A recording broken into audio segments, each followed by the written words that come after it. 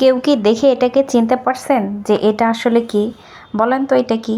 তো ভিডিওটি দেখতেই থাকুন, দেখলেই বুঝতে পারবেন যে এটা আসলে কি।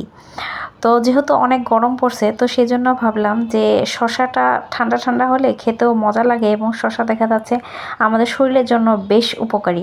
তো বাসায় ফ্রিজের মধ্যে অনেকগুলো শশা ছিল, তো ভাবলাম আজকে শশাটাই মাখায় খাই এবং খেতেও দেখা যাচ্ছে খুব ভালো লাগবে এবং শশাগুলোও শেষ হয়ে যাবে। সেই জন্য শশাগুলোকে আমি প্রথমে বের করে নিয়ে ধুয়ে নিয়ে একবারে কেটে সুন্দর করে স্লাইস করে নিচ্ছি। এখানে একটা গাজরও দেখতে পাচ্ছেন, গাজরটা মাখাবো না, গাজরটা আমরা এমনিতেই খাবো। এখানে সবগুলোকে সুন্দর করে আমি কেটে নিয়েছি। তো কাটার পরে দেখা যাচ্ছে এখানে আমি এটাকে মাখাবো বেসিক্যালি তেঁতুল দিয়ে আর কি।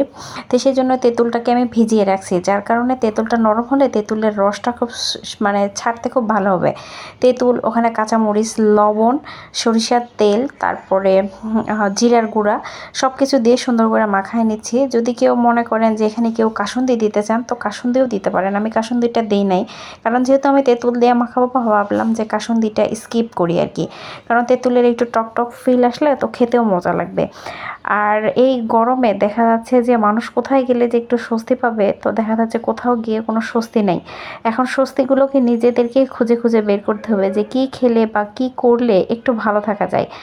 তো সবগুলোকে আমি সুন্দর করে মাখায় নিয়ে এখন এটাকে আমি শশার উপরে দিয়ে দিচ্ছি, দিয়ে এটাকে আমি সুন্দর করে মাখায় নেব।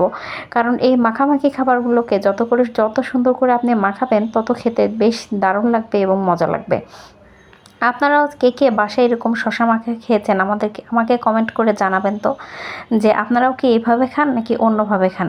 তো এগুলোকে আমি সুন্দর করে মাখায় নিচ্ছি, মাখায় নিলে দেখা যাচ্ছে সব কিছু খেতেও ভালো লাগবে এবং মজাও লাগবে।